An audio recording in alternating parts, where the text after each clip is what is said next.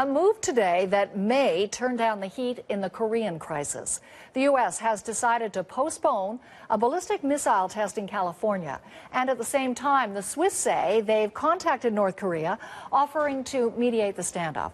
Dominic Velitis is on the story and joins us now with more from London. So, Dominic, what exactly is the U.S. saying about this decision to delay its missile test?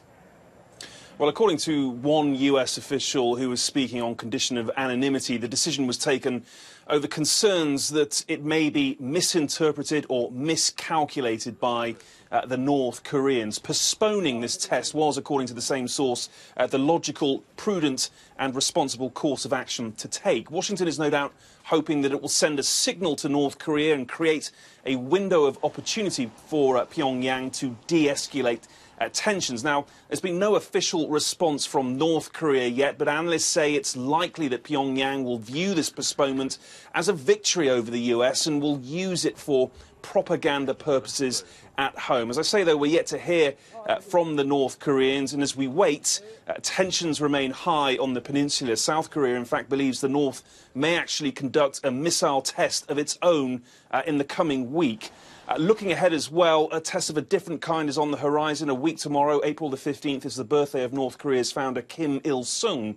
And I say it will be a test because traditionally it is a time of mass celebrations in North Korea, which are normally accompanied by nationalist fervour and occasional demonstrations of military prowess as well, which is unlikely to help ease tensions on the peninsula. And beyond the U.S. decision to delay, Dominic, we now have this Swiss offer on the table to mediate. Any response yet from North Korea?